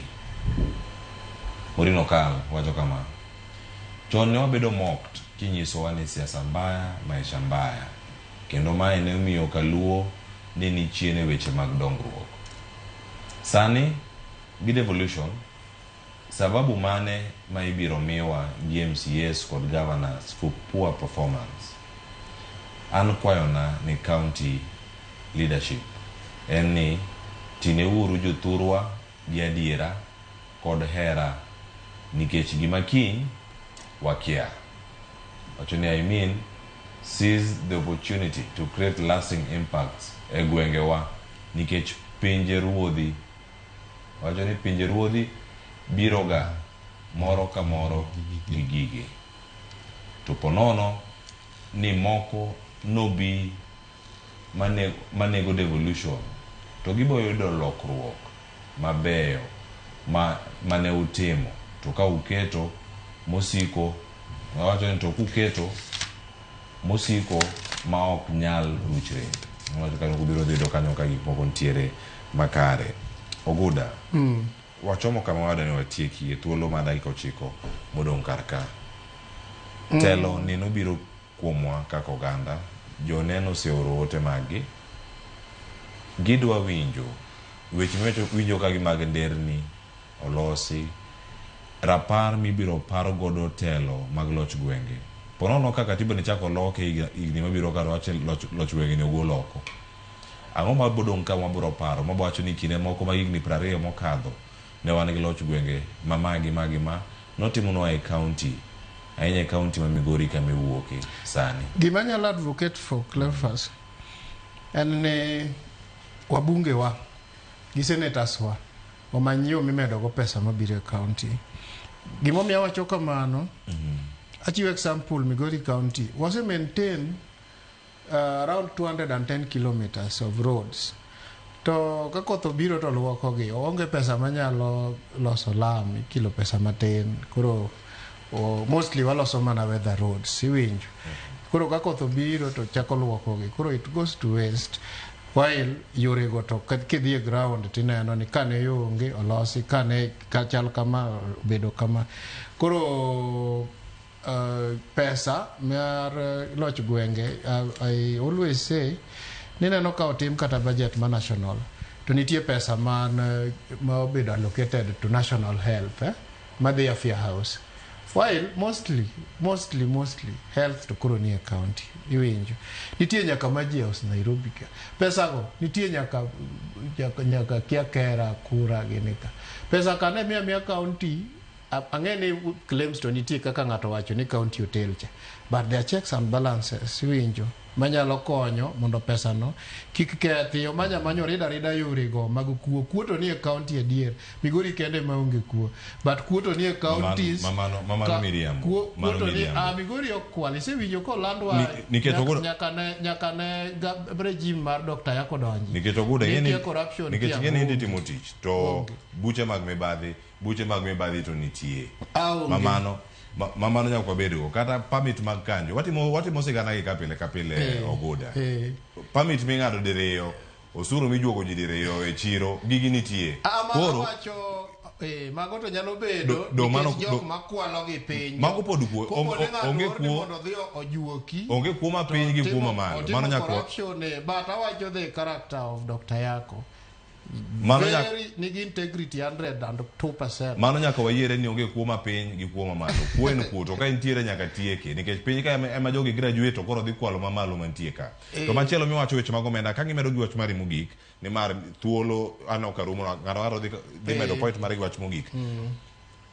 Ondike kata mo maler ni ka intiere ka ng'ato nyalo trust gi matin ni titiyo kode makare en gimoro ma ng'ato nyalo puoyo ahinya to kama intiere kae kata matin ma umini onge ng'ama ni kode igeno makare matin mumini kwale omenda mathoth cha japiny dhi penjre ni idwa no omedi ge mondo okwale mathoth ka kodi pontie county emomiyo nawacho ni kopo ni ng'ato or ni mondo dhi ong'ad ticket e chiro to nowinjo ticket obed siling 50 to kono ng'ato ni koro kami ticket ta mi siling 20 kasto kora lora okang' na penji kendo mago nitiere and it is wrong and they must be addressed gima nawacho ni the character of my governor to sabas ndalo ne temo sebedo kata MP kata minister kata senator kata kiango poko bedo gi dot mora mar corruption and modongi to address nadwala lero wach moro ne Philip ne pina go down ni poko yiero CC one gi CC in the office mana Christopher Usana mheshimiwa manyo owuok e water to the ovai obedo speaker but all in all atiek gi wacho ni tarik 5 gi tarik 6 sigandi nyina manotimore Homabay biro timore Migori biro Migori na big way and kanyo is a chance to showcase gima ne wasetimo kaka Migori and going forward gik moko dhi timore madongo kendo ibiro nena awacho ni gima nuoyo ni chakiluongwa kaka wan kani in 2025 December kasto wachakwa team ratings ibiro neno PR mego kai kipindi masare ne kidok Migori goego tangno gik matimore Migori kiduogo wabo bedo kod kalatas ko tawo ga chelo kama na Walter Guda kayes ko bedo kod bende sani wach mogik mari set Cleophas public finance Management Act wacho ni atamalo 70 onego bed ni dhi e recurrent expenditure, atamalo 30 not less than atamalo 30 onego bed ni dhi e development projects. Mano pok otimre Kaluo waka. Iyudo ka development projects tiyo ga atamalo 10 seche moko kata less than atamalo 10. Tineno ka mano wanene gwenge ka development maduong' onge. Onego bed ni governors wagi MCAs wa temo mondo mi devolution 70% odhi kuma dhi 30% otima. Kendo ka tieko en ni vijende, mine gi joma nigi ng'ol bende pok obedo mainstream kata incorporated governance structure wa mane county maber. Iyudo ni kinde ka kinde kindiko ji tich ojende ok ndik. Kinde ka kinde kata kichiwo tenders 30% mano wach ni chiwo ne ojende cha ok tim. Koro onego bed ni kata moving forward onego mainstream jogi ojende wa, mine gi joma nigi ng'ol. That governance structure gimbe gin gi ideas manyalo konyo, gin gi paro manyalo konyo, but chutho county assemblies wa otime tiji mar oversight. Ka gitimo oversight maber to wabro konyre. Erokamano Seth Okumu. Philipande, wach mari mogik ka watieko. Ani dakika achiel gi nus. Erokamano Cleophas. Ne jothurwa sana sana governors matiyo gi deputy governors. Omiwa nafas mar improve ngima jo Kaluo. Mokwongo en ni nafas mora mantie mar minister kata obed mana achiel Oguda yako bed ni obedo field gi jadalawa mantiere piny Kaluo mondo nweng'ono odhi okony kor gwenge. County mar Migori pok yiero chief officers 2 years down the line nikech pogruok mane kind governor gi public service board ma en gima ong'ere. Wadwa loso weche makamano mondo mopogore gi miyo chief officers tich kaka nyithindo mane kor gweng kata jo vijende mantiere kor gweng oti service delivery obede kiwango monego bede nikech one lose technical expertise monego bede mantiere. There's a new public service board ma governor no tiyo problem, maber. I'm just concluding gima wache ni nafas mora mar tich mantie kik dhi nono nikech governor okoyiero ng'ato. Nafas mora mantie mar tiyo gi pesa mondo improve ngima mar japiny kik dhi nono. Mogik en ni kaka Seth owacho jowa matindo pok obedo incorporated e county government kaka ministers, kaka chief officers, kaka directors. Wathiro dongruok mar Kaluo ne governors wa. Walos weche makamago county assemblies kikuye kalo cabinets kata chief officers kata directors maonge list mar joma tindo kata rowere. Erokamano nya Philipande mabedo godo kinyi makawuono. Erokamano bende Seth Okumu maja siasa mabedo twa godo okinyi makawuono kod Oguda ka Yesu. Oguda Walter. Wonyagila. Erokamano nya kendo Musa ina bende kuma mano wito mama ikinde mokalo mano Princess Duli mabedo musekedo kariyo maro mabedo lemone ka chel koda kanyola maguduto ikinde mama tiere sana nyokora moge jwang mano madano kelo giko mara chenro pichni wadhi wewi godo makisumu mapono wadhi bedo kata kwa neno ikinde mabiro sani Jatend piny Kenya William Ruto sechopo e kaunti ma Kisumu kene kanyo koyawo romo no mano mar ohala. Ana tayo aro kinyi makono safagaro nyaka sani sa beach odong dakika beach. Nyinga Cleophas Luoch ja Kisumu kanyo kwa rumo keo nyaka Chisango oriti masani.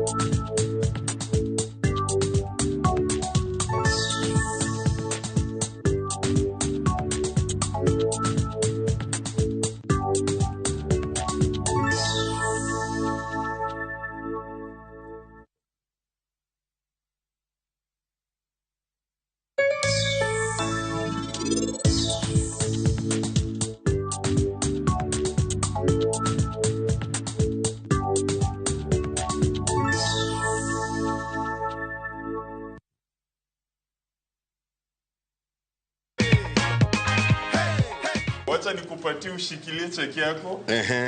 Uhakikishe ni cheki ya shilingi 50,000. Si unaona? Kabisa. Hii inaitwa the Jipange Goodie Bag. Atuambiange watu nini iko ndani. Tunaenda kuangalia nyumbani. Leo nini nafurahi sana.